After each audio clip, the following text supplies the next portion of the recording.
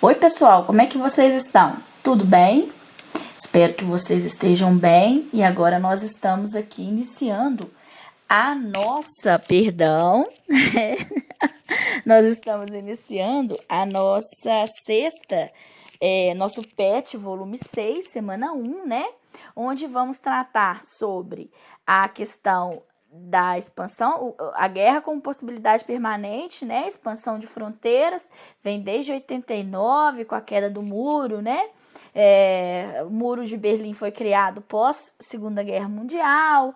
Então, nós vamos ver um pouquinho sobre a queda do muro de Berlim, né? Então, esse aqui é o muro de Berlim, que separava a Alemanha Oriental da Alemanha Ocidental. A Alemanha Oriental ficou sob controle da União Soviética, União das Repúblicas Socialistas Soviéticas, enquanto a Alemanha Ocidental ficou sob controle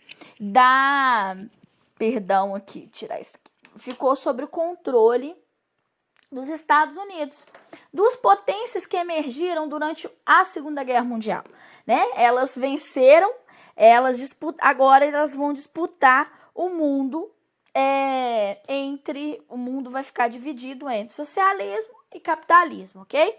Então, mas só que o socialismo não conseguiu suportar, né? Entrou em colapso em 89. Então, como foi construído um muro que dividia a Alemanha Ocidental da Alemanha Oriental, o mundo capitalista do mundo socialista, em 89 foi o colapso do mundo socialista, acaba que o muro foi derrubado também, né? Então, aí dá origem, o muro foi derrubado pela população que exigia mesmo o fim do socialismo. Então, vamos falar sobre a questão dos dois sistemas. O que é comunismo? O que é capitalismo, né?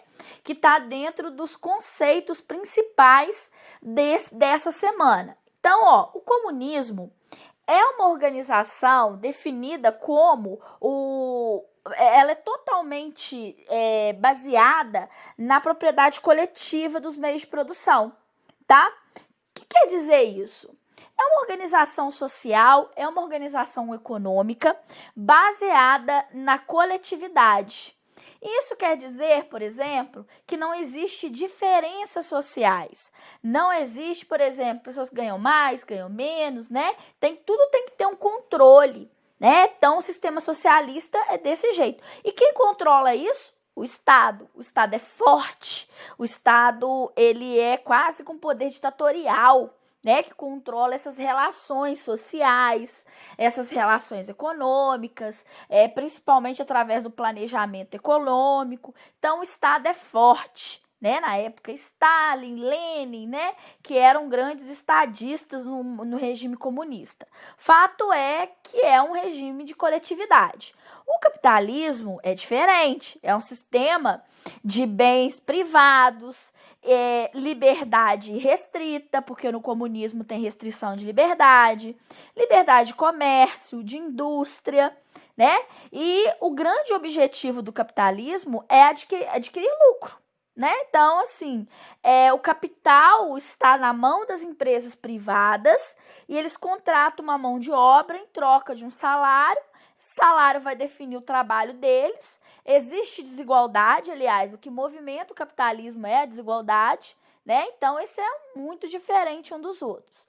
Naquele período, na década de 40, a partir de 48, o comunismo quem era representante do comunismo era a União Soviética, enquanto o capitalismo, o mundo livre, era os Estados Unidos, ok? Então, pós Segunda Guerra Mundial, houve aí o crescimento dessas duas potências, elas vão disputar domínio, poder, né? E a partir daí, elas vão se destacar muito, até na década de 89, quando há o colapso do mundo capitalista, tá? Então, vamos ler aqui o texto, né? A queda do Muro de Berlim. A União Soviética, a partir de 70, ela vai passar por uma crise econômica devido a um crescente gasto.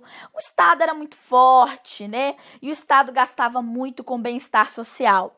corrida espacial, né, armamento, uma defasagem tecnológica, né, os Estados Unidos, ele disputou muito com a União Soviética, baixa produtividade de produtos agrícolas, da indústria, lentidão aí na tomada de decisões, uma burocracia muito rígida. Esse é o regime comunista.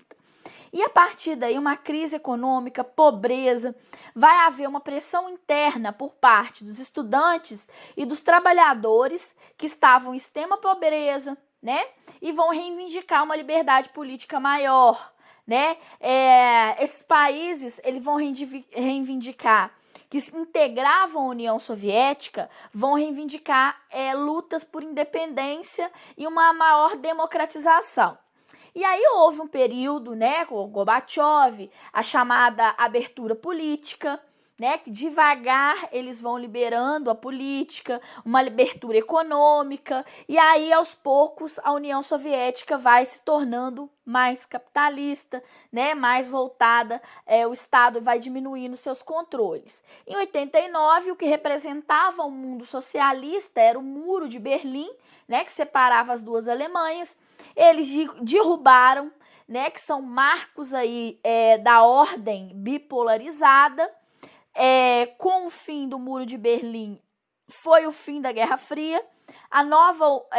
Uma nova ordem mundial surgiu, mais multipolarizada, e aí o processo de globalização vai ser acelerado e, consequentemente, a concentração de capitais. Então, a pergunta é a seguinte: o que ocorreu com a União Soviética a partir de 1970? Uma crise econômica, né? É só a gente colocar aqui, ó. A partir da década de 70, a União Soviética passou por uma crise econômica devido ao crescimento, gasto com a corrida armamentista, né? O Estado se tornou oneroso. Então, a gente coloca aqui, número 1, né? Vamos guardar aqui. Vamos lá. Número 1 é o que nós já falamos, né? Então, é só copiar aqui, tá? Baixa produtividade industrial, baixa produtividade agrícola, uma burocracia de Estado, né, muito forte. E com isso, ocorreu a crise da União Soviética. De acordo com o texto, quais as reivindicações dos estudantes e trabalhadores ao governo soviético? Tá aqui, ó, maior liberdade política, melhores condições econômicas. É só a gente colocar aqui: estudantes e trabalhadores reivindicavam maior liberdade política e melhores condições econômicas, né? Não é tão difícil assim, é só acompanhar o texto, tá? E melhores condições econômicas, sociais, além de países que compunham e que eram unidos com a União Soviética desde o final da Segunda Guerra Mundial, né? A União das Repúblicas Socialistas Soviéticas, que também queriam a liberdade, tá? Aí a número 3, vamos adicionar mais aqui, tá? Mais um post-it. Pergunta: quais as contribuições da queda do Muro de Berlim para a nova ordem mundial? Então, acontece que o fim da União Soviética foi em 91, em 89 foi a queda do Muro de Berlim. Então, a queda do Muro de Berlim contribuiu para uma ordem múltipla, né? Para uma ordem multipolarizada.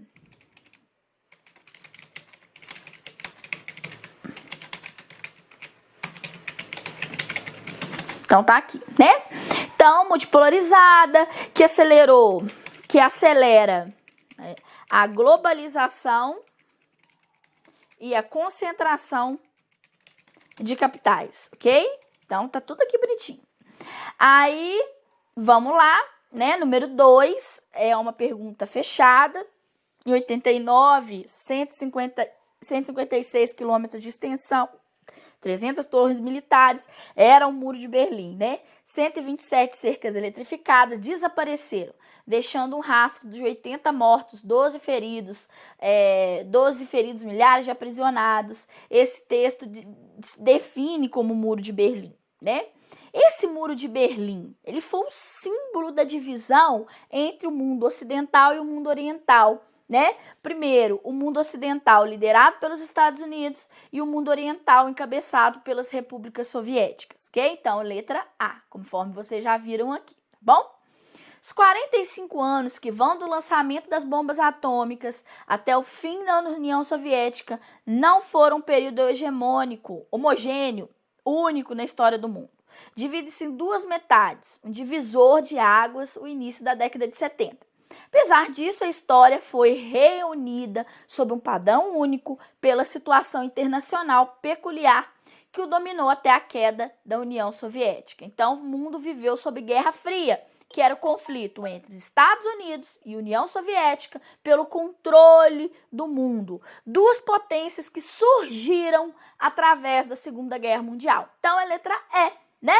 Então, o período citado, a Guerra Fria, é um momento histórico onde duas superpotências dominavam o mundo, influenciavam o mundo, e aí, a partir do fim da União Soviética, o mundo se tornou mais multipolarizado, ok?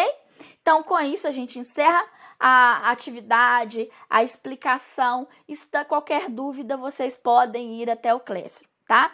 Um abraço.